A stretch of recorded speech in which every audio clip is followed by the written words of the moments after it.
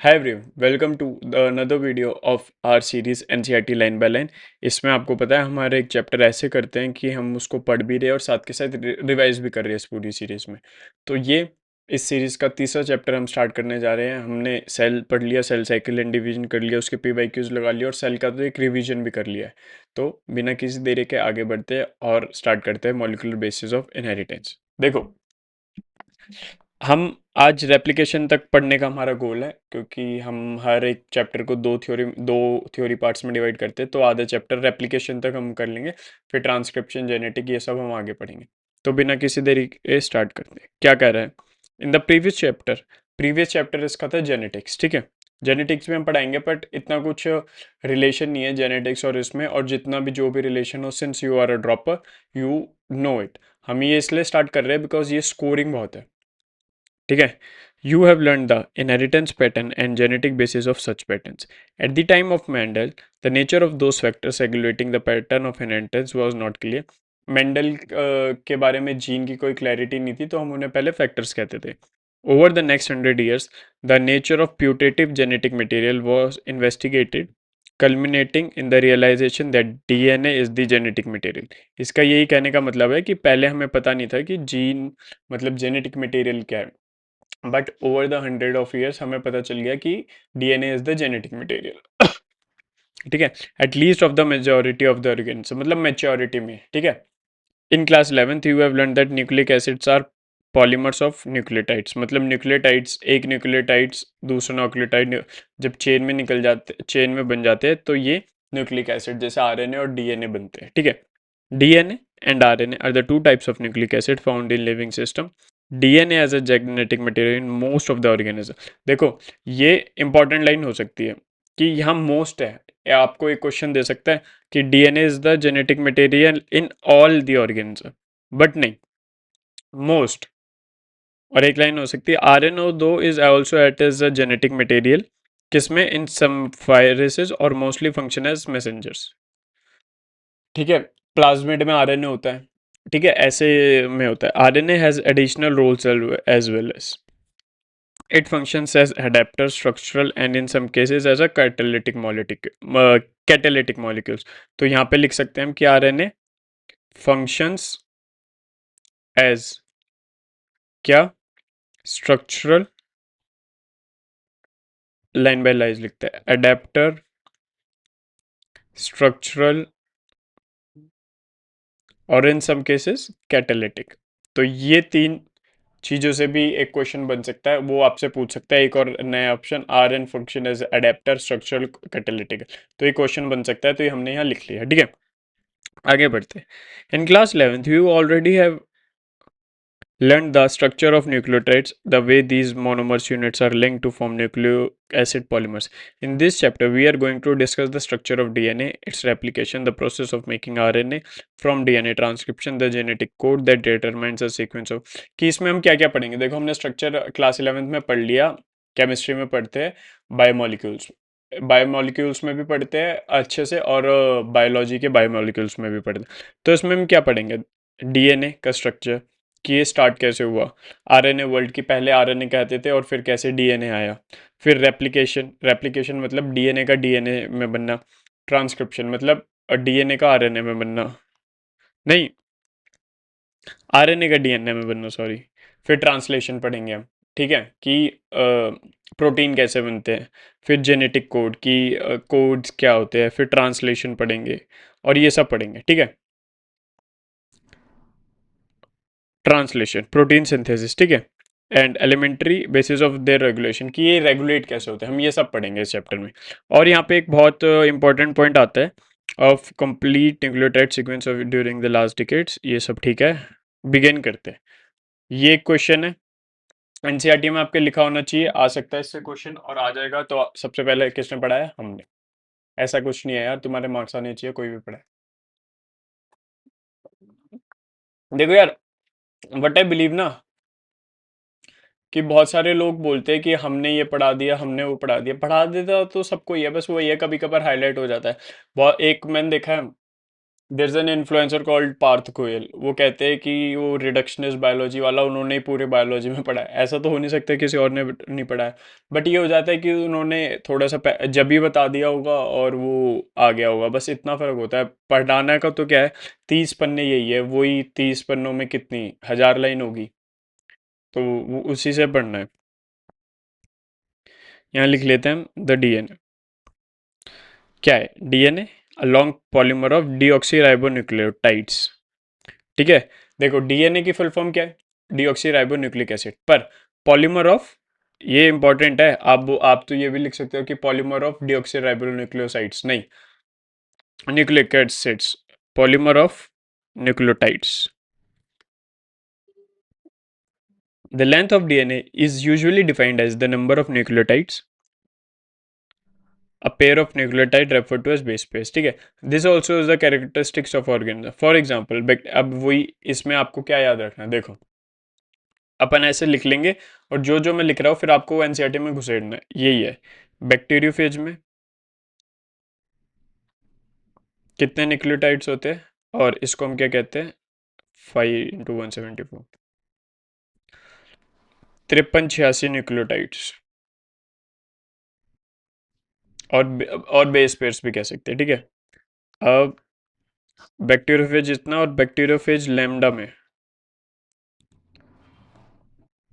कितने होते हैं, 48 502 बेस पेयर्स या न्यूक्लियोटाइड्स, सेम है। ये जो बुलेट वाले लोग होते हैं ना, जो ढूढू करते हैं, मतलब सिविक सेंस की ना कोई नाम की चीज ही नहीं है। Escherichia coli, E coli 4.6 into 10⁻6 BP, और ह्यूमन बींग्स 3.3 इंटू 10⁻9 BP। देखो 10⁻9 होता है बिलियन, 10⁻6 होता है मिलियंस, ये याद रखना। और देखो कैसे याद रखना है, फोटोजेनिक मेमोरी रखो अपने दिमाग में कि 4 है। बैक्टीरियोफेज 5174 कितना था, 43 86, 53 86 न्यूक्लियोटाइड्स। फिर आग बंद करो, फिर था कौन सा, बैक्टीरियोफेज लैम्डा, उसमें कितना था, 48 502। फिर आता है क्या बोलते हैं, ई कोलाई, उसमें कितना, 4.6 मिलियन, इन मतलब 10⁻6। फिर ह्यूमन बींग्स मतलब 3.3 इंटू 10⁻6। और ये एक चीज बता दो, ये सारा हैप्लॉइड कंटेंट, हैप्लॉइड कंटेंट की बात हो रही है। ठीक है, आगे बढ़ते हैं, स्ट्रक्चर पढ़ते हैं।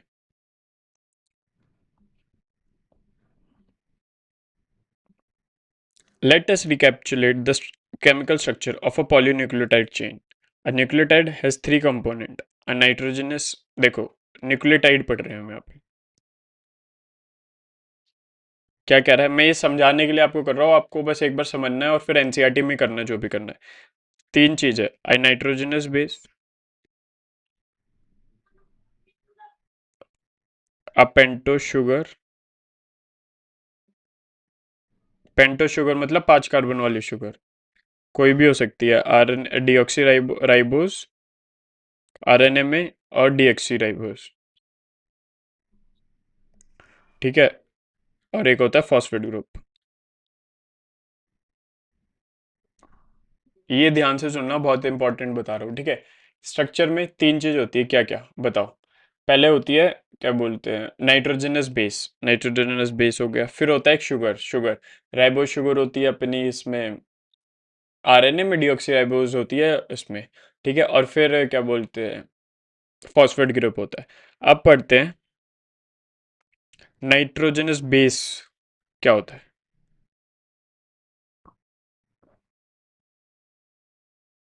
इसके 2 स्ट्रक्चर होते हैं, प्यूरिन्स एंड पायरिमिडीन्स। प्यूरिन्स के एग्जाम्पल क्या होते हैं, एडेनिन और गुआनिन। पायरिमिडीन के एग्जाम्पल होते हैं सिस्टोसिन, यूरेसिल एंड थाइमिन। ठीक है, देखो सब सेम होता है, बट यहाँ पे एक लाइन आएगी, मैं हाईलाइट कराता हूँ। थाइमेसिन होता है डीएनए में, और यूरेसिल होता है आरएनए में, इन प्लेस ऑफ थाइमिन। ठीक है, कैसे याद रखोगे? देखो, यहाँ लिखते हैं पहले हम, थाइमिन इंडियन है, uracil in RNA in place of thymine. ये याद रखना, यूरेसिल में आर आ रहा है तो आर आरएनए में होगा, थाइमिन में आर नहीं आ रहा तो ये डीएनए में होगा। ऐसे याद रखना, आराम से याद हो जाएगा। ठीक है, अब हमने ये पढ़ लिया। अब हम एक चीज बनाते हैं। देखो, यहाँ पे पहले हमने क्या पढ़ा था, नाइट्रोजनस बेस,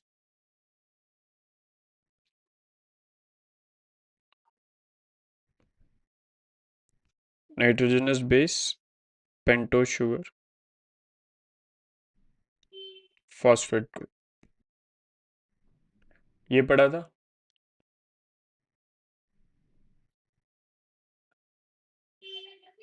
एक सेकेंड,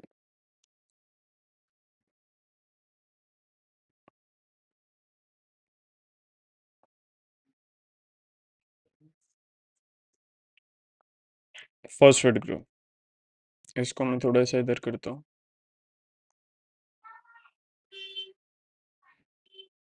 ठीक है, और इसको डब्बे में बंद कर लेते हैं।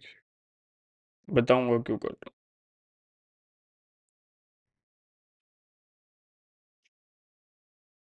इसको थोड़ा सा यहाँ से,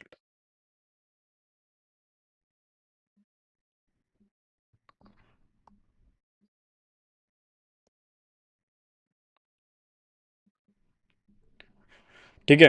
अब ये क्या कह रहे हैं, nitrogenous based is link to one carb, इस OH ऑफ वन कार्बन। ये सपोज करो पेंटो शुगर है ना, हम इसको पेंट में बनाते हैं, आपको अच्छे से समझ आएगा। और कोशिश करना, ये यहाँ से स्टार्ट हो रहा है, ये वन कार्बन है ये।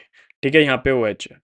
अब ये क्या कह रहा है, the nitrogenous sugar is link to the OH of one carbon of pentose sugar through an glycosidic bond. ये इससे लिंक्ड है, ये वाले कार्बन से। ठीक है, कौन सा बॉन्ड है यहाँ पे, एन ग्लाइकोसिडिक बॉन्ड। अब ये जो है ना, ये कैरेक्टर जब नाइट्रोजनस बेस्ड और पेंटोस शुगर से मिल जाता है तो उसको हम कहते हैं न्यूक्लियोसाइड। ठीक है, न्यूक्लियोसाइड हो गया। अब ये न्यूक्लियोसाइड है, टाइड नहीं है। अब देखो मैं कैसे बनता है, फिर ये क्या कह रहा है, सच एज, अब जैसे देखो, अगर ये एडेनो शुगर, एडेनिन शुगर होगा तो ये एडेनोसाइन हो जाएगा। क्या बोलते हैं, AG, और ग्वानिन शुगर होगा तो ग्वानोसाइन हो जाएगा, या डी ग्वानोसाइन हो जाएगा। ठीक है, अब ये जैसे यही सिस्टडीन हो गया तो ये सब पेंटो शुगर कुछ भी हो सकती है, पेंटो प्यूरिन और पिरामिडिन। अब when a phosphate group is link to OH of 5 carbon of a nucleoside. अब ये फॉस्फेट ग्रुप है, ये इससे लिंक हुआ कहाँ पे, OH ऑफ फिफ्थ कार्बन। अगर मैं यहाँ से ले रहा हूँ, अगर ये मैं एक, जैसे ये 1 2 3 4 5, तो ये यहाँ से लिंक होगा, यहाँ से रुको, थोड़ा सा दूर कर लेते हैं इसको।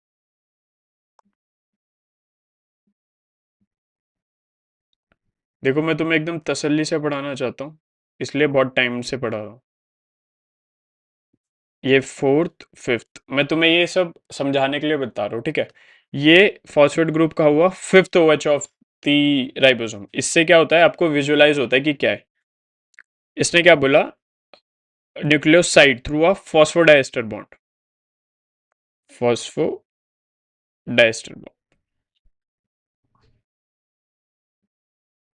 ठीक है, अ कॉरस्पॉन्डेंट न्यूक्लियोटाइड इज फॉर्म्ड। अब ये जो पूरा बना है ना, ये हो गया nucleotide plus phosphate group, nucleotide. ठीक है, देख लो, न्यूक्लियोटाइड ये हो गया। अब ये क्या कह रहा है, two nucleotides are link through, अब देखो, अब मैं तुम्हें एक चीज बताता हूँ, ऐसे लिख लेते हैं इसको, और सिंपल करते हैं। एक सेकंड, हमने क्या पढ़ा, पहले होता है नाइट्रोजनस बेस, फिर होता है राइबोस शुगर, फिर होता है फॉस्फेट ग्रुप।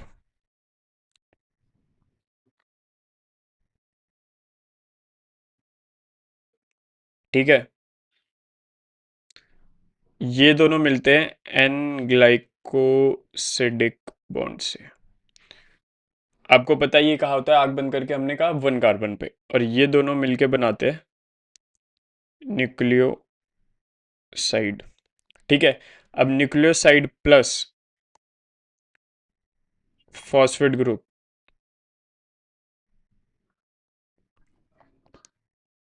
ये मिलके बनाते हैं आपका कौन सा bond? Phosphodiester, phosphoester, sorry diester नहीं, फॉस्फोएस्टर, फॉस्फोएस्टर लिंकेज। क्या बन गया यहाँ पे? न्यूक्लियोटाइड। एक चीज तो ये हो गई। अब ये 5th कार्बन पे होता है और ये 1st कार्बन पे होता है, आपको ये भी पता चल गया। अब जब न्यूक्लियोटाइड प्लस न्यूक्लियोटाइड होता है, ये जो मैं बता रहा हूँ ना, इसको आपको देखते ही समझ आ जाएगा कि क्या है। ये होता है 2 न्यूक्लियोटाइड्स 3-5 फॉस्फोडाइस्टर लिंकेज।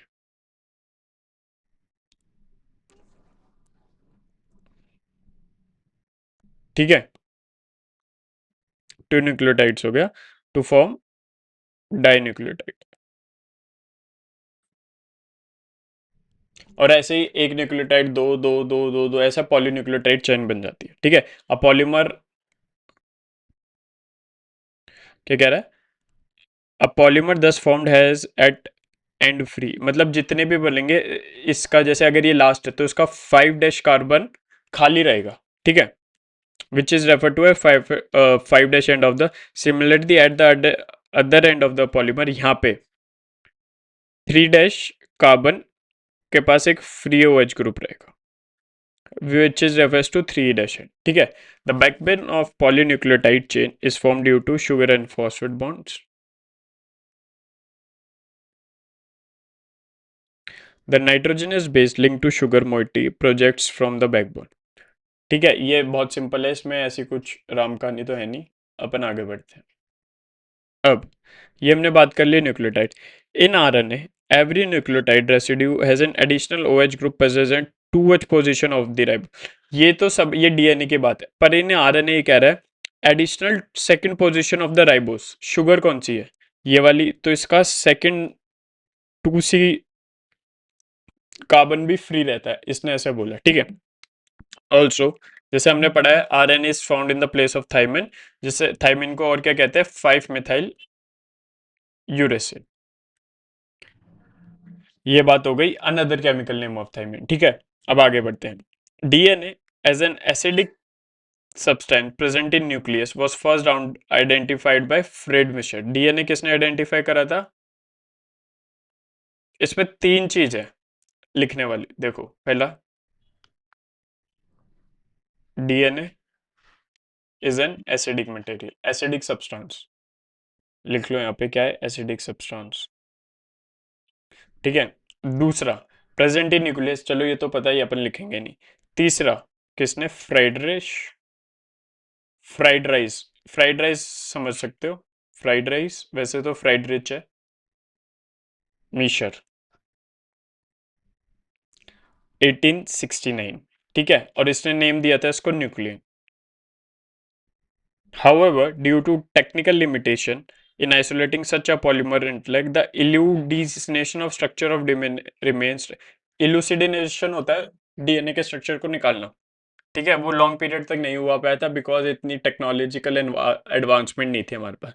बट 1869 से कहाँ पे 1953 तक, मैं बीच में आ रहा हूँ ना बार बार, मैं इधर ही आ जाऊं, मैं इधर आ जाता हूँ यार।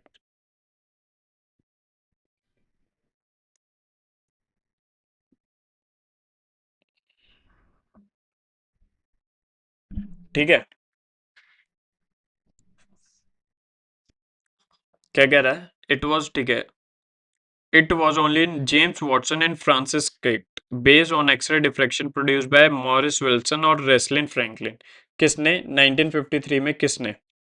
जेम्स वॉटसन और फ्रांसिस क्रिक ने based on the X-ray diffraction produced by Morris Wilkin and Rosalind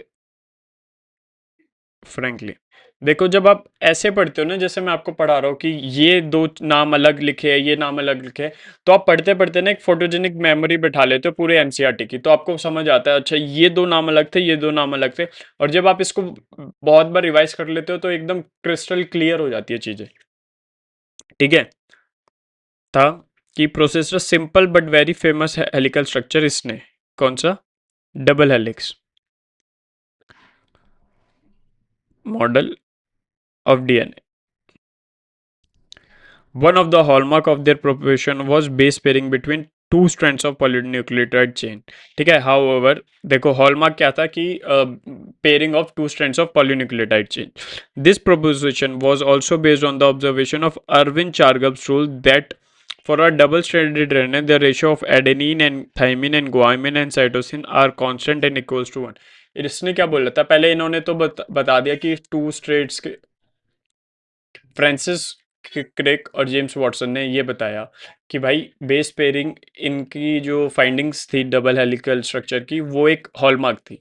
but वो किस बलबूते पे बता पाए? ऑब्जर्वेशन करी अरविंद चारगफ में कि एडेनिन थाइमिन ग्वाइनिन और साइटोसिन का जो कांस्टेंट होता जो रेशियो होता है ना, वो हमेशा कांस्टेंट रहेगा और वो होता है 1 के बराबर। ठीक है। अब आगे चलते हैं।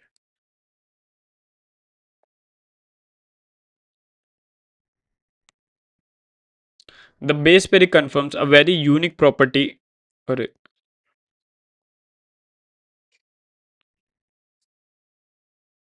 The base pair confirms a very unique property to the polynucleotide chain. They are said that to be complementary to each other, and therefore, if the sequence of bases of one strand is known, the other strand can be predicate। देखो आपको पता है A pair होता है T से, G pair होता है C से, तो अगर मेरे को ये सब पता है एक स्ट्रैंड का, तो मैं दूसरे स्ट्रैंड का निकाल सकता हूँ। So this is what it's saying कि the pair base pairing is very unique property to a polynucleotide chain. ठीक है। Also, if strand from a DNA act as a template for synthesis of a new strand, the two double-stranded DNA, मतलब अगर मेरे को इसका पता है और ये टेम्पलेट बन रहा है, तो मैं ये वाला प्रोड्यूस कर सकता हूँ, और जब ये दो प्रोड्यूस हो जाएगा तो एक पूरा डीएनए प्रोड्यूस हो जाएगा।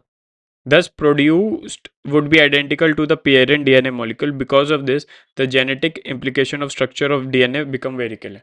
तो जो ये बेस पेयरिंग थी ना, वो उसने बहुत सारे रास्ते खोल दिए थे, मोटा मोटा ये कहने का मतलब है। ठीक है।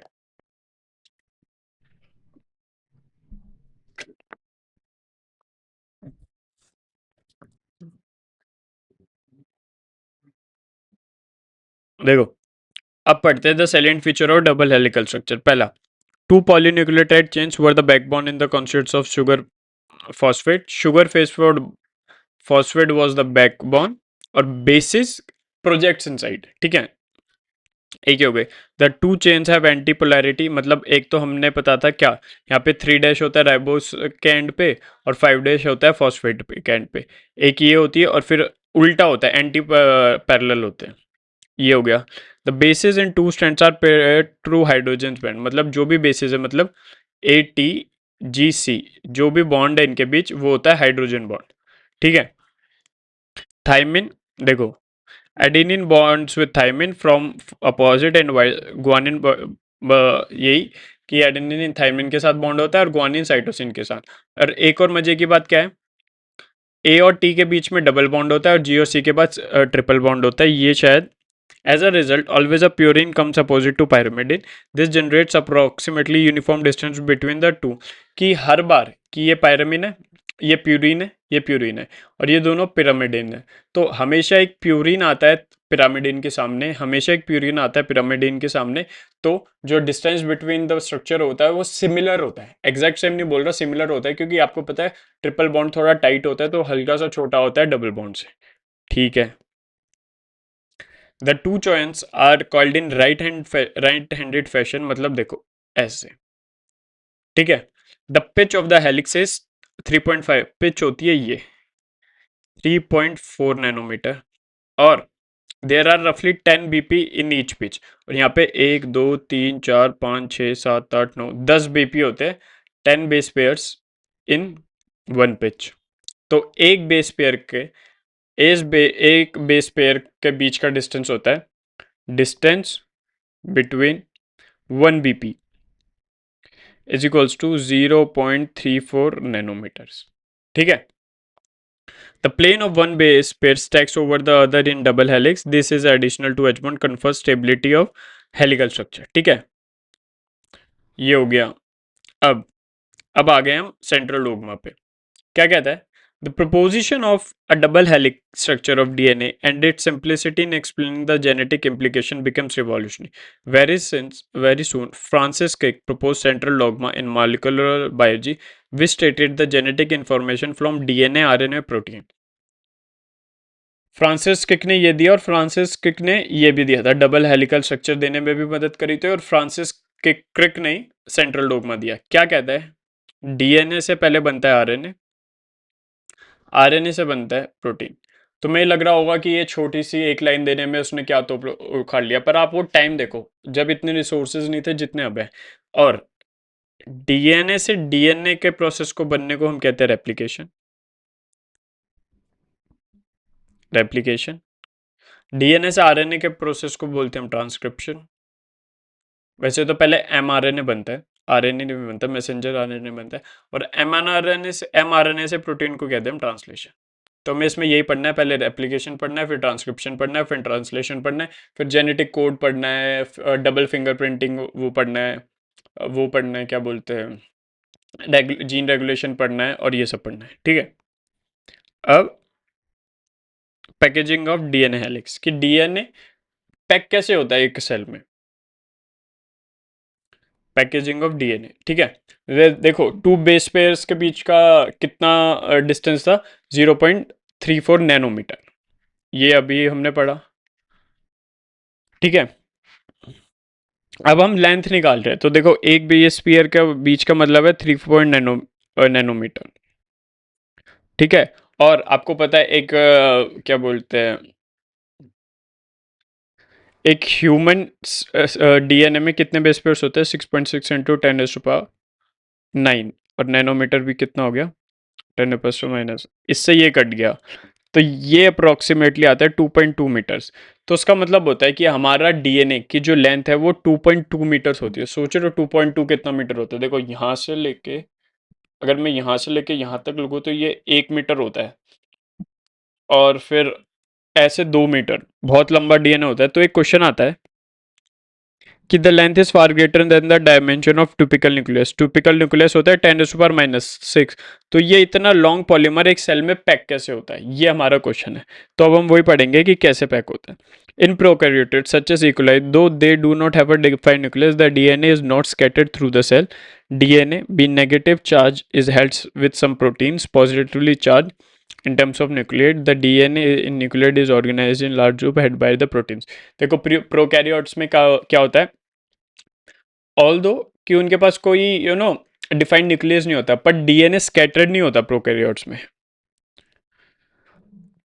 डीएनए इज नॉट स्कैटर्ड, ठीक है। इट इज क्या बोलते हैं, हेल्ड विद ऑफ कोर्स, अगर डीएनए नेगेटिव है तो positive proteins termed as nucleoids, ठीक है। तो the DNA in a nucleoid, यहां लिख लेते हैं,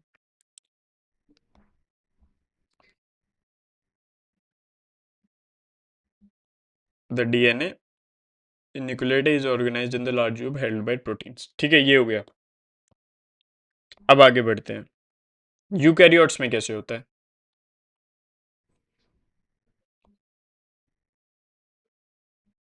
क्या कह रहा है, in eukaryotes this organization in is much more complex, there is a set of positively charged basic proteins called histones. The protein acquires charge depending upon the abundance of amino acid residue with charged side chain. Histones are क्या कह रहा है rich in basic amino acids and residues like lysine or arginine. Both the amino acids residue carry positive charges in their side. देखो पहले की बात तो क्या है histones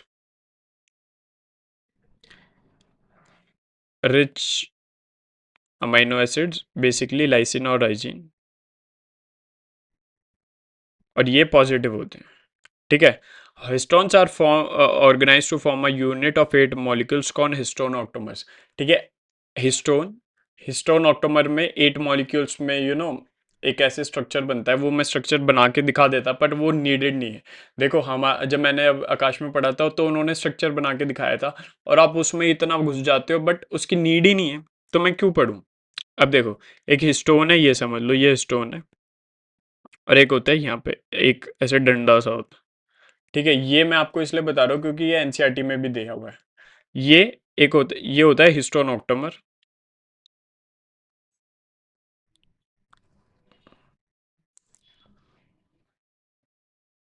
और ये होता है H1 H1 हिस्टोन ऐसे ही ना H2 H3 H4 ये सब बना के ये पूरा हिस्टोन ऑक्टोमर बनता है अब डीएनए क्या होता है ऐसे रैप्ड होता है देखो इस पूरे उसमें ठीक है क्या कह रहा है the negatively charge DNA wrapped around positive charge histone octamers to form a structure called nucleosome अब ये एक पूरा स्ट्रक्चर इसे हम कहते हैं न्यूक्लियोसोम्स न्यूक्लियोसोम्स और एक न्यूक्लियोसोम में कितना 200 बेस पेयर्स होते हैं बेस पेयर्स होते हैं अब इसमें एक क्वेश्चन बन सकता है मतलब वो क्वेश्चन एनसीईआरटी मेरे को पूछेगी नहीं पूछेगी मेरे को नहीं पता वो पूछ सकता है कि एक न्यूक्लियोसोम में कितना लेंथ होता है डीएनए का ठीक है जब आप तो आप इससे निकाल सकते हो वैसे कि जैसे देखो 6.6 इंटू 10⁹ का 2.2 मीटर्स होता है तो ऐसे ही 200 बेस पेयर्स का कितना होगा तो ये मैथ्स करके निकाला जा सकता है आप निकाल लेना और आ सकता है क्वेश्चन ठीक है इसमें ज़्यादा वो नहीं है बट ये है कि आजकल जैसे पूछ रहा है तो ये क्वेश्चन भी आ सकता है nucleosome constitutes the repeating unit of a structure in nucleus called chromatin और ऐसे ही ये न्यूक्लियोसोम ये बन के क्रोमेटिन बन जाता है मतलब repeating structure of nucleosome is called chromatin thread like strand bodies in nucleus the nucleosome is chromatin और जब हम क्रोमेटिन की स्ट्रक्चर की स्टडी करते हैं ना ये देखो ये यहाँ देख रहे हो ये न्यूक्लियोसोम है फिर बीच में खाली लाइन थी ये न्यूक्लियोसोम तो उसको कहते हैं बीड्स ऑन स्ट्रिंग जैसे वो वाली माला नहीं होती रुद्राक्ष की जो नाम जप करने वाली होती है ऐसे ही ऐसी माला कुछ दिखती है तो उसका यही है the beats on structure in chromatin is package to form chromatin fibers that are further coiled and condensed at metaphase stage ये हमने हमारा कल एक क्वेश्चन भी गलत हुआ था उससे of cell division to form chromosome. The packaging of the chromatin at higher level requires additional set of proteins that are collectively later said non-histone protein. कि मेटाफे और पैकेजिंग करनी होती है कि और एकदम कॉम्प्लेक्स कॉम्पैक्ट स्ट्रक्चर बनाना पड़ता है तो एक जो प्रोटीन्स की रिक्वायरमेंट होती है उसे कहते हैं उसे हम कहते हैं non histone chromosal protein in a typical nucleus some region of chromatin loosely packed are referred to as euchromatin देखो यूक्रोमेटिन एक यहाँ से वो आ जाता है क्या डिफरेंशिएशन यहाँ से क्वेश्चन आ जाता है आता है प्रैक्टिस सेट्स में आपने करा होगा यूक्रोमेटिन और हेट्रोक्रोमेटिन यू का मतलब होता है ट्रू याद रखना some region of chromatin loosely packed heterochromatin densely packed light stain heterochromatin dark stain अब देखो ये होता है टू क्रोमेटिन तो क्रोमेटिन का बेसिक स्ट्रक्चर है कि वो क्या बोलते हैं एक्टिव हो तो इसे कहते हैं ट्रांसक्रिप्टिवली एक्टिव क्रोमेटिन, और ये होता है inactive chromatin. So this was the idea, this is the thing. अब ये हो गया। अब हमारा अगला है कि सर्च ऑफ जेनेटिक मटेरियल, कि भाई कैसे स्टार्ट हुई, कि हमने कौन कौन से तरीके अपनाए कि हमें जेनेटिक मटेरियल मिला। फिर जेनेटिक मटेरियल मिल गया तो उसके बाद हमने आरएनए वर्ल्ड, ये सब है, तो फटाफट ये निपटा लेते हैं। In search of genetic material बहुत सारे वो हुए, क्या बोलते हैं, एक्सपेरिमेंट, तो हम ये सब पढ़ेंगे। देखो, even though the discovery of nuclein by Miescher, Friedrich, and the proposition of principle of inheritance by Mendel were almost at the same time, but that DNA act as a genetic material took long to be discovered. By 1926, पानी P लूं?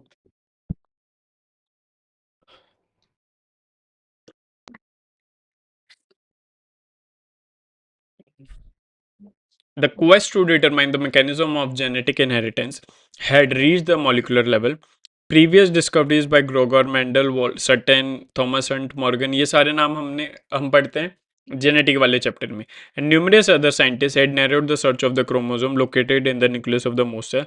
यहाँ तक हमें पता चल गया था कि भाई क्रोमोसोम का होता है न्यूक्लियस में. But the question of what molecule was actually a genetic material, कि बहुत सारे वो थे कंटेंडर्स, कि भाई हमें ये तो पता चल गया कि जेनेटिक मटेरियल क्रोमोसोम जिसे हम कहते हैं वो न्यूक्लियस में है, पर जेनेटिक मटेरियल है क्या, क्या वो प्रोटीन है, क्या वो डीएनए है, क्या वो आरएनए है, क्या वो कोई शुगर है, और ये सब ठीक है. तो अब आते हैं, सारी रिसर्च होने लगी कि भाई कौन सा जेनेटिक मटेरियल है.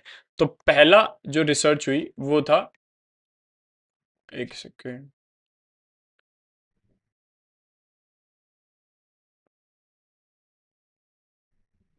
वो था ट्रांसफॉर्मिंग प्रिंसिपल.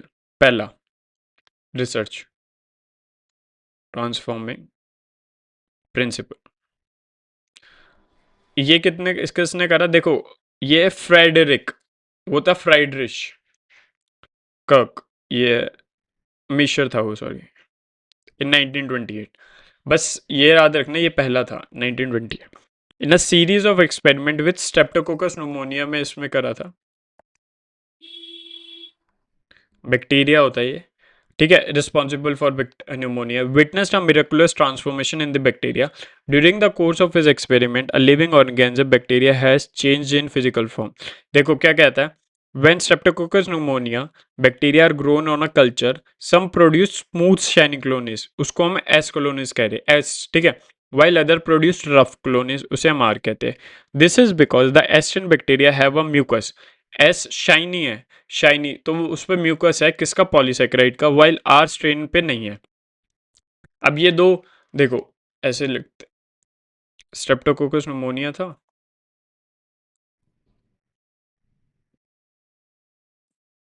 इसने दो तरह की ग्रोन प्रोड्यूस, एस कॉलोनीज और आर कॉलोनीज. एस कॉलोनीज पे था polysaccharide mucus coat, mucus coat किसका, पॉलीसेक्राइड्स का,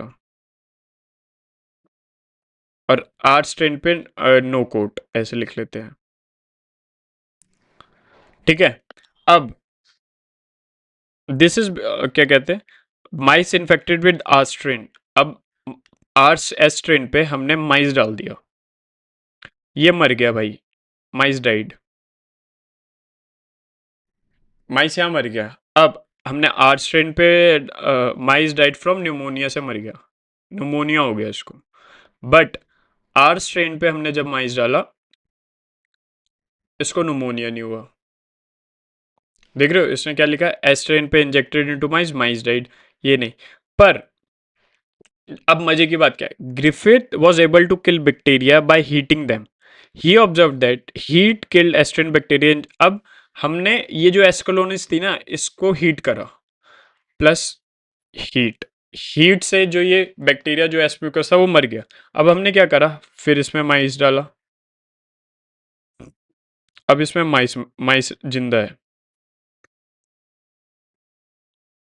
माइस लिव्ड। बट जब हमने इसमें S heat killed plus R strain live, इसमें माइस डाला ना, तो माइस मर गया। तो ग्रिफिथ का क्या कहना था कि, और इसने डेड माइस से, डेड जो माइस था इससे रिकवर करा, इससे रिकवर करा लिविंग एस बैक्टीरिया। पर लिविंग एस बैक्टीरिया तो आना ही नहीं चाहिए था क्योंकि हमने उसको मार दिया था।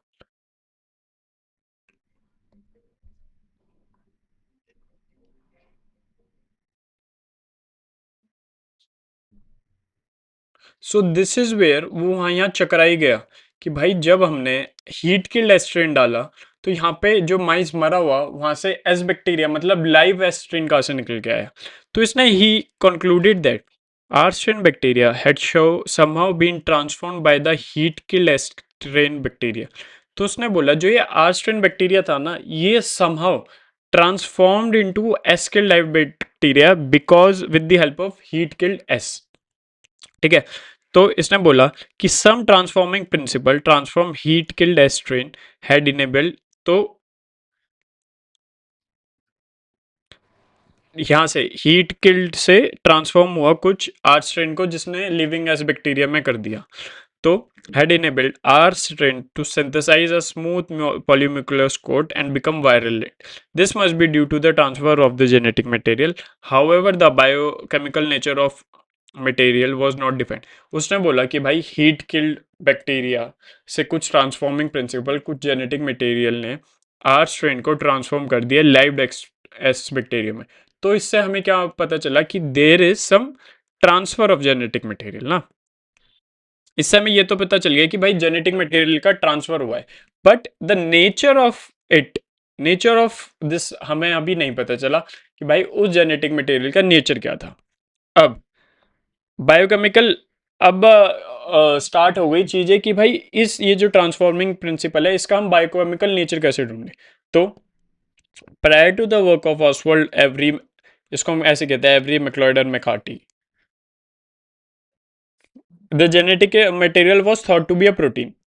पहले प्रोटीन मानते थे जेनेटिक मटेरियल इनके वर्क से पहले।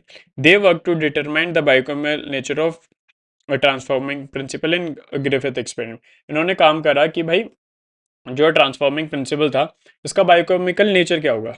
तो दे प्योरीफाइड बायोकेमिकल्स कि भाई इन्होंने प्रोटीन को अलग से प्योरीफाई फॉर्म में ले लिया, डीएनए को ले लिया, आरएनए को ले लिया from heat killed S cells. Heat killed S cell से इन्होंने प्योरीफाई कर लिया डीएनए ये सब, ठीक है।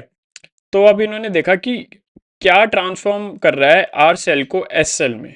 तो इन्होंने देखा they discovered that DNA alone from the S bacteria caused R bacteria to be transform. तो इन्होंने इस एक्सपेरिमेंट से देखा दैट प्रोटीन भी नहीं करता, सिर्फ एस बैक्टीरिया जो हमने निकाला लाइव मरे हुए चूहे से, जो आर बैक्टीरिया को वायरुलेंट करता है वो डीएनए करता है। They also discovered that protein digesting enzyme proteases or RNA did not affect transformation. So the transforming substance was not a protein or RNA. तो इन्होंने कैसे करा देखो, प्रोटीन लिया, जो ये एस्ट्रेन था ना हमारा जो हमने निकाला, उसको हमने पहले प्रोटीएज से डाइजेस्ट करा, नहीं हुआ तो यहाँ पे प्रोटीन नहीं हुआ। फिर हमने उसको आरएनए से डाला, नहीं हुआ। ऐसे ही डीएनए से डाला, बट तो फिर वो ट्रांसफॉर्मेशन इनहिबिट हो गई, रुक गई। तो मतलब वहाँ पे डीएनए था, suggesting that DNA cause the transformation. They concluded DNA is the hereditary material but not all biologist were concern. इन्होंने तो बोल दिया कि भाई डीएनए ही था हेरिडेटरी मटेरियल, बट ऐसे होते हैं ना कि जब कोई इनोवेशन होती है तो बहुत सारे लोग तो उसकी सराहना करते हैं, कुछ कुछ लोग होते हैं जो क्रिटिक्स होते हैं। Having a critic to a discovery is very important. तो वो क्रिटिक, पॉजिटिव क्रिटिक्स ने बोला भाई हम नहीं मानते, क्योंकि उन क्रिटिक की वजह से ही आपका बेस्ट वर्क निकल के आता है। तो उन क्रिटिक्स ने बोला, कुछ साइंटिस्ट ने बोला, बायोलॉजिस्ट ने बोला कि भाई हम नहीं मानते, हम कन्विंस नहीं है, हमें और प्रूफ चाहिए। ठीक है, अब यहाँ पे इससे पता चल जाता है कि the genetic material is DNA. Unequivocal proof मतलब अब तो कुछ कहने सुनने की बात ही नहीं रही। क्या था भाई, मार्था चेज ने करा था ये एक्सपेरिमेंट, एल्फ्रेड हर्शी और मार्था चेज 1952 में, सॉरी। तो हमारी देखो 1928 में क्या हुआ, ग्रिफिथ का एक्सपेरिमेंट हुआ, ठीक है। फिर ये जो इन्होंने ये करा था ट्रांसफॉर्मिंग प्रिंसिपल, ये 1933 से 44 तक आया। अब ये 1952 से, तो देख रहे हो कितने साल लग गए। तो इसलिए कहते हैं कोई भी बड़ी चीज कम टाइम में नहीं होती, इट टेक्स टाइम। जैसे लंजी बड़ा बनेगा पर थोड़ा टाइम लगेगा समझने में कि हम करना क्या चाह रहे हैं, ठीक है। अब ये बात हो गई, 1952 में आ गए। किसने कराया था ये experiment? Alfred Hershey Martha chase ने। क्या था? They worked with viruses that infect bacteria. इन्होंने किसके के साथ काम करा? वायरसेस जो बैक्टीरिया को इन्फेक्ट करते हैं उसको हम कहते हैं बैक्टीरियोफेजेस। अब इन्होंने क्या बोला? The bacteriophages attaches to the bacteria and its genetic material. The bacteriophage attach to the bacteria and its genetic material then enter a bacterial cells, ठीक है। बैक्टीरिया है, इसको मैं बैक्टीरिया कह रहा हूँ, ये बैक्टीरियोफेज वायरस है ये, जो बैक्टीरिया को इन्फेक्ट करता है, ये अटैच करता है इस पे, इसको मैं बैक्टीरियोफेज करता हूँ, और बाद में उसके जेनेटिक मटेरियल में घुस जाता है।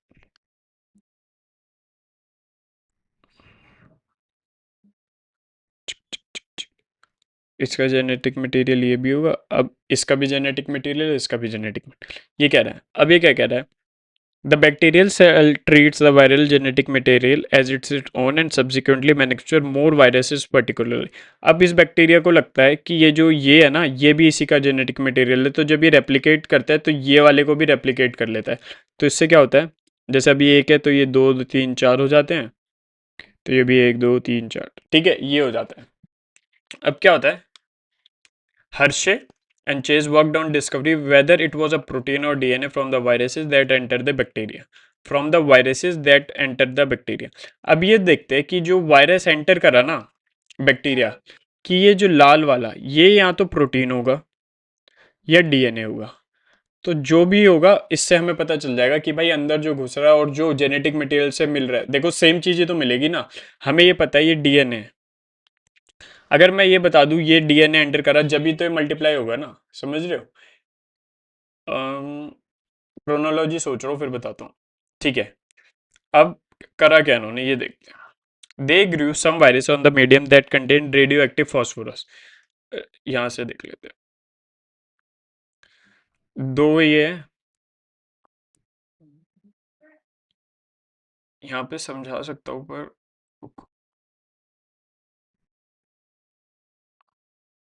they grew some viruses on a medium that contains radioactive phosphorus and on some that contains radioactive sulfur। देखो रेडियो एक्टिव सल्फर इसमें और इस पे रेडियो एक्टिव फॉस्फोरस, ये अलग अलग क्यों लिए? रेडियो एक्टिव जो सल्फर होता है ना वो प्रोटीन कैप्सूल प्रोटीन में होता है सल्फर, तो ये इसके बाहर वाले को रेडियो एक्टिव बना लेता है। और जो रेडियो एक्टिव फॉस्फोरस होता है वो होता है डीएनए में, तो ये जो इसका अंदर वाला डीएनए को है उसको रेडियो एक्टिव बना देता है, ठीक है। इससे डिफ्रेंसिएशन हो गया।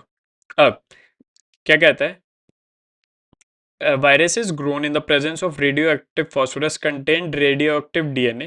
क्या कह रहा है ध्यान से सुनो, viruses grown in the presence of radioactive phosphorus, viruses grown in the, ये इसकी बात कर रहा है कि रेडियोएक्टिव फॉस्फोरस के उसमें जो ग्रो करे थे, क्या करते हैं, contains radioactive DNA but not radioactive protein. Radioactive DNA पर रेडियोएक्टिव प्रोटीन नहीं है, देख लो, क्योंकि यहाँ पे तो है ही नहीं ना, प्रोटीन में रेडियो एक्टिविटी हमने इंड्यूस ही नहीं करी। अब यहाँ लाइन लिखते हैं, बहुत इंपॉर्टेंट है, क्या कहता है, virus grown in the presence of radio active phosphorus contained radio active DNA but not protein, but not radio active protein. ये आप उससे भी निकाल सकते हो क्योंकि फॉस्फोरस डीएनए में होता है, तो अगर रेडियो एक्टिव फॉस्फोरस है तो रेडियो एक्टिव डीएनए होगा, ठीक है। बिकॉज ऑफ, जैसे because of DNA contains phosphorus does not, similarly ऐसे ही virus grown on radioactive sulfur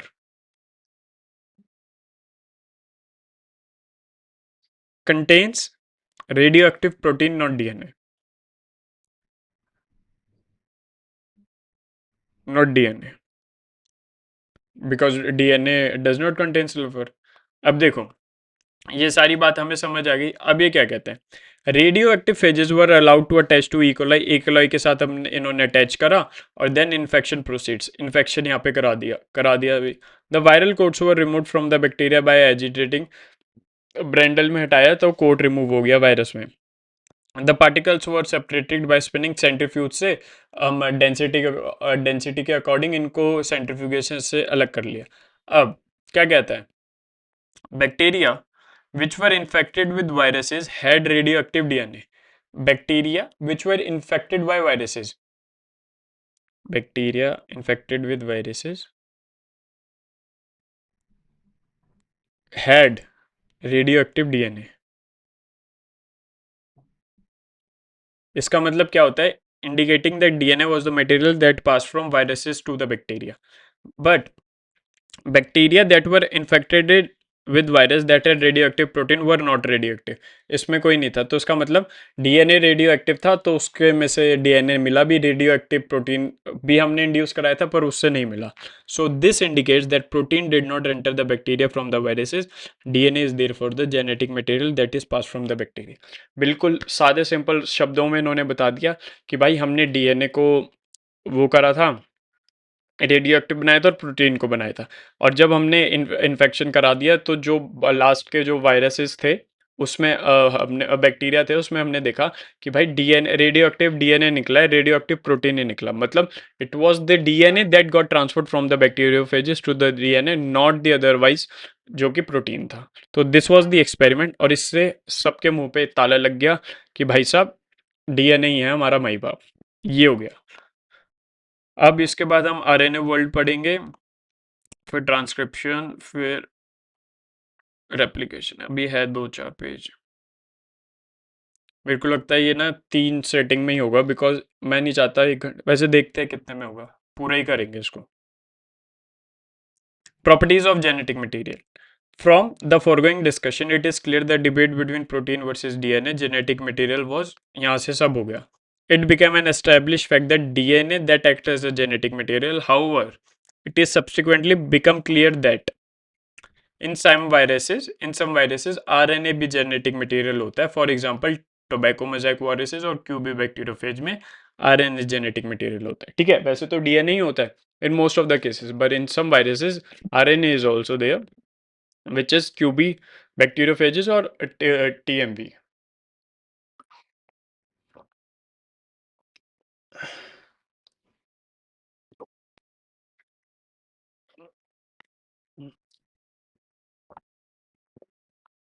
अब पहले तो कहता है मौलिक answer to some question such as where RNA is from dinosaur, जैसे हमने पढ़ा था DNA is a predominantly genetic material where RNA worked as messenger adapter और इन सम कैटालिटिक उसमें। ठीक है, तो ये कहता है a molecule that x a genetic material, जो भी मॉलिक्यूल जो भी जेनेटिक मटेरियल अपने आप को बोलेगा उसकी 3-4 प्रॉपर्टीज होनी चाहिए। It should be able to generate search replica, मतलब अपने जैसा रेप्लिका जनरेट करना चाहिए, डीएनए करता है। इट शुड बी केमिकली और स्ट्रक्चरली स्टेबल, स्टेबल होना चाहिए मॉलिक्यूल, ये नहीं कि कुछ भी चीज़ और वो अपने आप को चेंज कर ले, ऐसे तो सब में म्यूटेशन ही होती रहेगी। It should provide, but stable होना चाहिए पर थोड़ी चेंजेस की with in a long period, उसमें वो स्कोप प्रोवाइड करना चाहिए ताकि जेनेटिक वेरिएबिलिटी आ सके, ताकि म्यूटेशन हो सके, ताकि इवोल्यूशन हो सके। ठीक है, it should be able to express in the form of Mendelian characters, मतलब वो अपने आप को मेंडेलियन कैरेक्टर्स मतलब फैक्टर्स या जीन्स में अपने आप को एक्सप्रेस करना चाहिए, तो वही हमारा डीएनए करता है। अब देखो क्या कह रहा है, if one examines each requirement one by one because of the rule based pairings, both nuclear DNA और RNA पहली वाली कंडीशन दोनों सेटिस्फाई करते हैं, बिकॉज वो अपने आप का रेप्लिका जनरेट कर सकते हैं, right. In other molecules proteins तो पहले ही अपने आप का रेप्लिका जनरेट नहीं कर सकते प्रोटीन, ठीक है।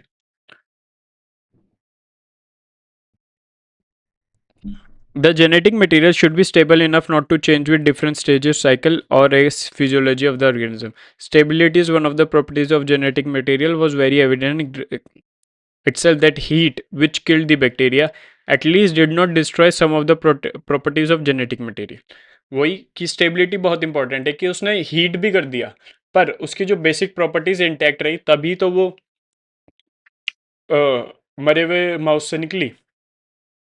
This is how this now is be explained in the light of the DNA that two strands be it complementary, it separate by heating, come together when approved conditions is provided।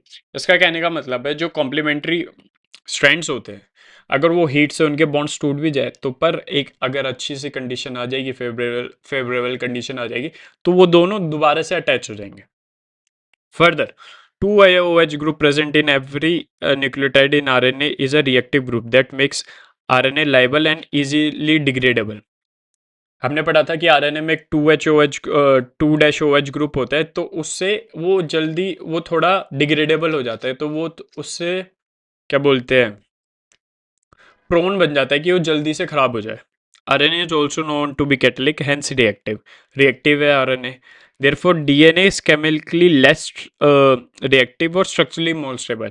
एक तो RNA reactive है और जो 2-OH है उसको relatively less stable बनाता है RNA DNA से, तो इसलिए डीएनए की पोजीशन हाई है। Therefore among two nucleotides DNA is better genetic material. तो यहाँ पे हमारा प्रूव हो गया कि भाई DNA is the genetic material. अब in fact, the presence of thymine at the place of uracil also conferred the stability of DNA। ये भी कि भाई देखो थाइमिन किस में होता है, यूरेसिल, यूरेसिल में आ रहे तो आरएनए में होता है और थाइमिन होता है डीएनए में, ठीक है। Both DNA are able to mute, in fact RNA been unstable mutate at faster rates. इसलिए viruses have RNA genomes and have shorter life span, क्योंकि आरएनए फटाफट से म्यूटेट करते हैं, फटाफट से इवॉल्व करते हैं। तो ये क्वेश्चन आ सकता है कि why you think viruses have RNA genome, because shorter life span होता है, म्यूटेट और वो फास्टर इवॉल्व करते हैं, फटाफट फटाफट वो करते हैं मल्टीप्लाई, ठीक है। RNA can directly code for protein synthesis, इसलिए ट्रांसलेशन है आरएनए से प्रोटीन बनता है। Hence can easily express the characters. DNA however is dependent on RNA, क्योंकि डीएनए से पहले आरएनए बनेगा, आरएनए से फिर प्रोटीन बनता है। The protein synthesis machinery has involved RNA. The above indicates that RNA and both can function as genetic material.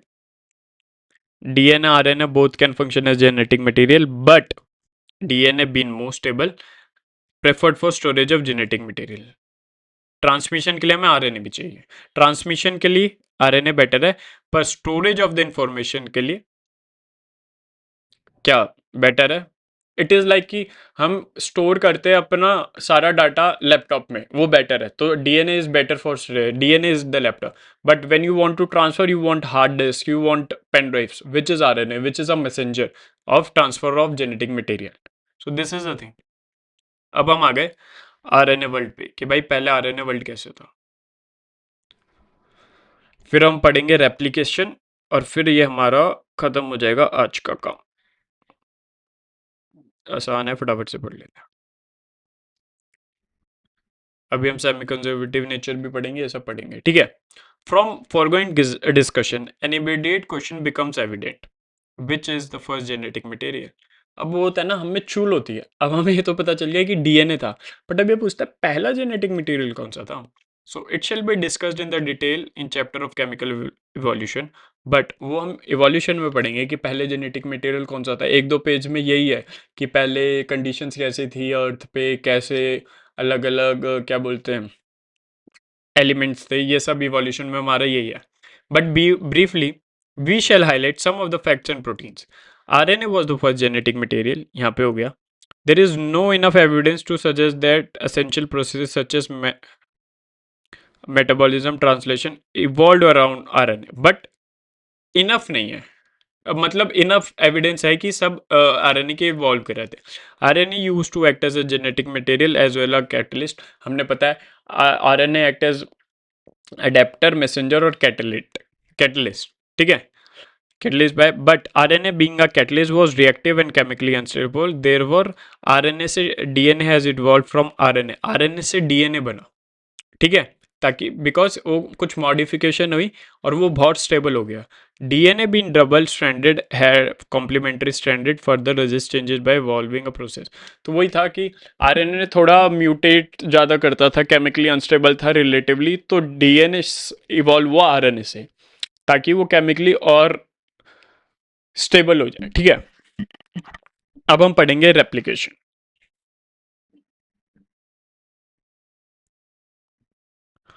While proposing the double helical structure of DNA, Watson Crick,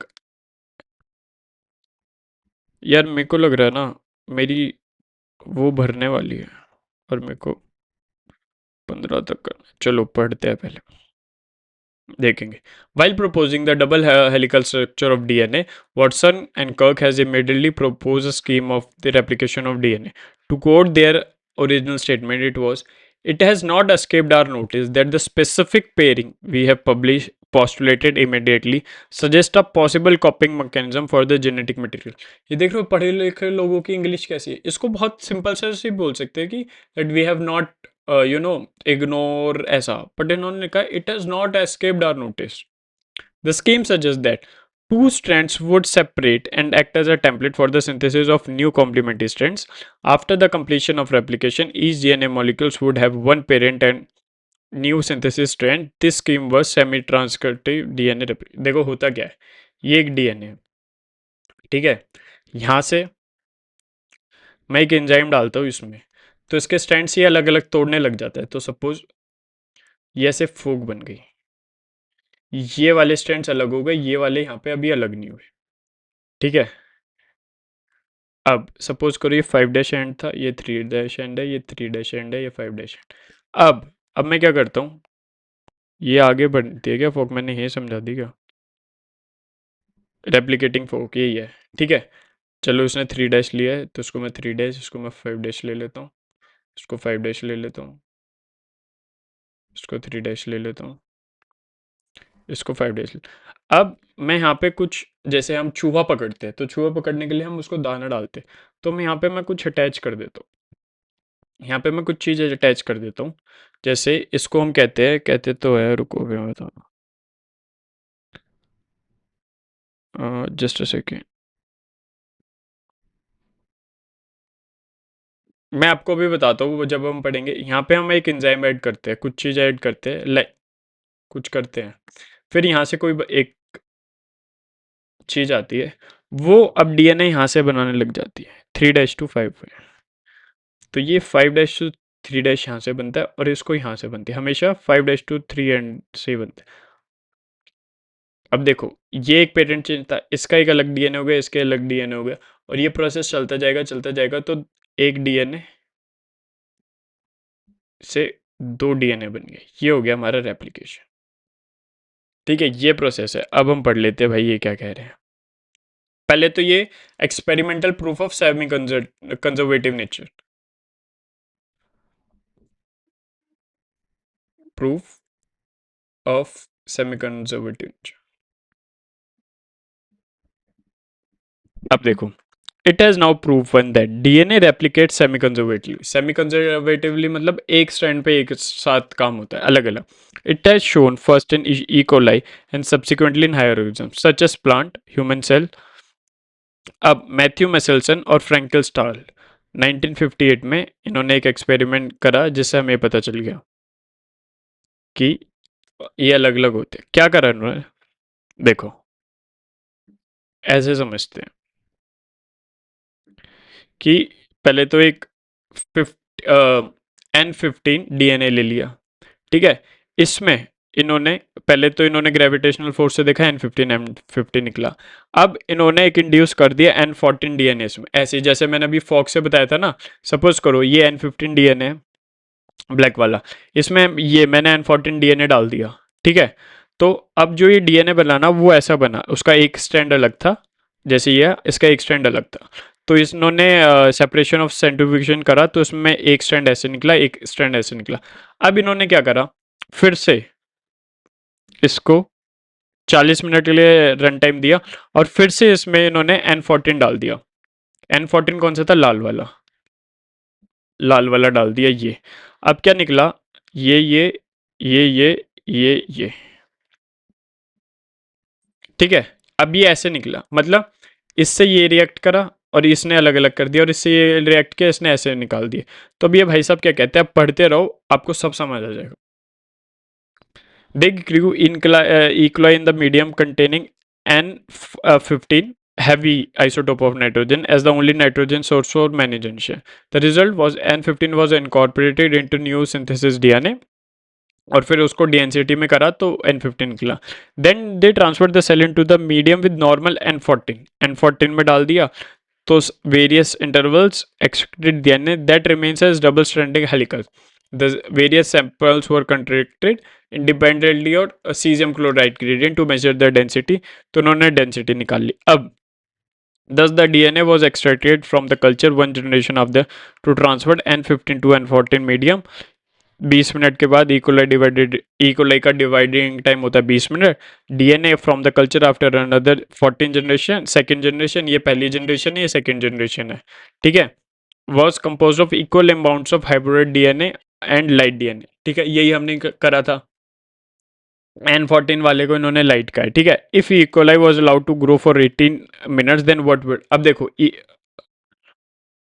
E coli N14 में अगर मैं इसको N14 में मतलब जो light वाला है लाल वाले को और मैं डालूंगा तो इसमें क्या होगा, 1 2 3 4 इसका निकलेगा, इसका 1 2 ये निकलेगा, इसका एक ये और ये निकलेगा, इसका भी एक ये और ये निकलेगा, इसका ये निकलेगा, इसका ये निकलेगा, इसका ये निकलेगा। तो ये 1 2 3 4 5 6 7 8 2:8 का रेशियो होगा, 2:14 का रेशियो होगा, क्योंकि ये 2 है और 1 2 7 14 का रेशियो होगा स्ट्रैंड्स का। तो बस यही क्वेश्चन है।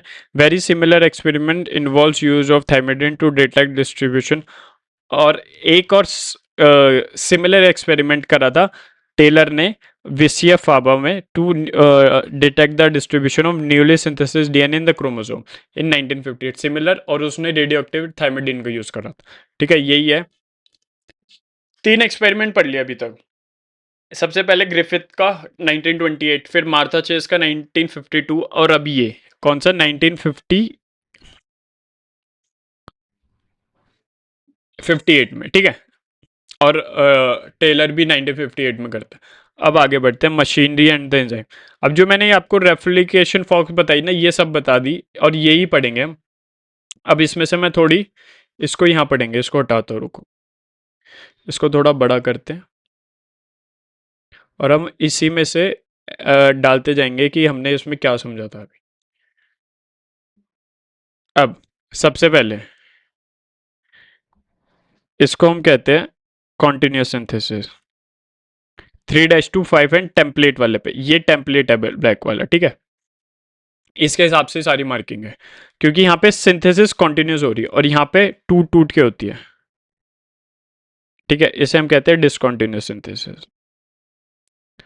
अब पढ़ते हैं, हाँ थोड़ा सा ही रह गया, रेप्लिकेशन तो खत्म ही होने वाला। क्या कह रहा है, in the living cells such as E. coli, the process of replication requires a set of catalyst enzyme. The main enzyme which is refers to a DNA dependent DNA polymerase. तो ये जो एंजाइम होता है ना, जो ये DNA बनाता है, ये होता है डीएनए डिपेंडेंट, बिकॉज ये डीएनए पे डिपेंड कर रहा है, इस वाले पे ये डिपेंड कर रहा है, ठीक है। तो इस एंजाइम को कहते हैं हम DNA dependent DNA polymerase. Since it uses a DNA template to catalyze the polymerization of DNA. These enzymes are highly efficient enzymes as they have to catalyze polymerization of large number of nucleotides in a very short time. E. coli has only 4.6 base pairs compared to diploid content of ये बहुत ज़्यादा accurate होता है, because इनको इतनी जल्दी जल्दी काम करना होता है। They are like the robots of Chinese, की मतलब एकदम एक्यूरेट है ये प्रोसेस और बहुत ज़्यादा फास्ट, ठीक है। Complete the process of replication 18 minute में कंप्लीट कर देते हैं एक डीएनए की replication. That means the average rate of, मतलब 2000 बेस पेयर पर सेकेंड ही रेप्लिकेट कर रहे हैं, नए बना रहे हैं। Not only do this polar have to fast, बस they have to catalyse the reaction with high degree of accuracy, जैसे मतलब एनी मिस्टेक, बिकॉज ये ऐसी मिस्टेक नहीं है कि अगर कोई भी एक बेस पेयर की नई म्यूटेशन नया कर दिया कि ए टी का होना था, ए की जगह सी कर दिया, तो म्यूटेशन हो गई, मतलब एक नया कैरेक्टर जन्म गया उस ऑर्गेनिज्म में। So this has to be very accurate, ठीक है। Furthermore energically replication is very बहुत महंगा है एनर्जेटिकली देखे तो। Deoxyribonucleoside triphosphate serve dual purposes.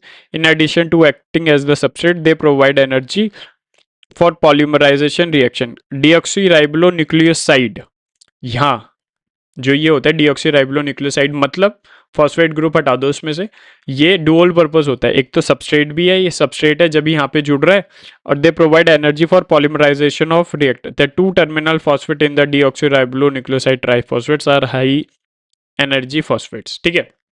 जो दो टर्मिनल फॉस्फेट्स है डी इस न्यूक्लियोसाइड में, वो क्या बोलते हैं, हाई एनर्जी फॉस्फेट होते हैं, इन्होंने ये बोला। In addition to DNA dependent RNA polymerase many enzyme required to complete the process of replication with high degree. कि एक डीएनए डिपेंडेंट आरएनए पॉलीमरेज तो है ही, पर और भी बहुत सारे एंजाइम्स है, जैसे for long DNA molecule since two strands of DNA can not be separated in this entire length, the replication occurs with a small opening of DNA helix. यहाँ पे पहले ये डीएनए बनता है, जैसे मैंने बोला ना, इसको यहाँ तोड़ने के लिए, ऐसे तोड़ने के लिए एक एंजाइम लगता है। The DNA dependent RNA polymerase कैटलाइजेस polymerisation only one direction. जो भी ये डीएनए डिपेंडेंट आरएनए पॉलीमरेज है, ये सिर्फ 5' to 3' एंड में डीएनए बनाता है, ठीक है। This creates one additional complex at the replicating fork, consequently one strand the template, ये टेम्पलेट की पोलैरिटी है 3:5 and the replication is continuous. But template की ये वाली पोलैरिटी देखोगे जो है 5' to 3', it is discontinuous. That discontinuous synthesis fragments are later joined by, तो ये जो टुकड़े बनते हैं ना, टुकड़े डीएनए के, ये later joined by DNA ligase, ठीक है। The DNA polymerase on their own cannot initiate the process of replication. Also, the DNA polymerase खुद से start नहीं कर सकता. Also, the replication does not initiate randomly at the place. ये नहीं कि मना है यहाँ से replication start कर दो, नहीं. There is a defined region E. coli DNA में where the DNA originates. इसे कहते हैं हम ORI, origin of replication. ये हम उसमें बायोटेक में बहुत अच्छे से पढ़ेंगे, बहुत अच्छे से बताया गया. It is because the requirement of the ORI that a piece of DNA if needed to be propagated during a recombinant DNA procedure, कि हमें कौन से बेस पेयर चाहिए, कहाँ से रेप्लिकेशन चाहिए, कौन सा फ्रेगमेंट बनाना है, ये बहुत हाई लेवल, ये नहीं कि एक्यूरेट बहुत स्टडी करके बहुत स्पेसिफिक काम होता है, ठीक है। और उसके लिए भी हमें एक वेक्टर चाहिए जो यहाँ से चलेगा, वो vector, the vector provide the origin of ORI, तो ये वेक्टर होता है प्लाज्मिड, ऑफ कोर्स उसमें बायोटेक में पढ़ेंगे further. Not every detail of replication in understood well, सब नहीं पता हमें अभी भी। In eukaryotes the replication of DNA take place at S phase of the cycle, ये हमें पता ही है। The replication of DNA and cell division cycle should be highly coordinated, ये भी हमें पता है। The failure in cell division after DNA polyploidy या क्रोमोसोम एनोमली, ये भी हमें पता है। You will learn the detail of nature of the, तो रेप्लिकेशन कुछ नहीं है कि एक डीएनए टेम्पलेट से दो डीएनए कैसे मिल रहा है, template strand DNA dependent RNA DNA polymerase इसको वर्क करता है, और यही था रेप्लिकेशन में। और ठीक है, यही था। अब हम कल क्या पढ़ेंगे, ट्रांसक्रिप्शन पढ़ेंगे और ये सब पढ़ेंगे, ट्रांसक्रिप्शन पढ़ेंगे मेनली, और फिर ट्रांसलेशन, और ये चैप्टर को अलविदा बोलेंगे फटाफट से। आई होप आपको ये समझ आया हो, और have a nice day, bye bye, और कल मिलते हैं।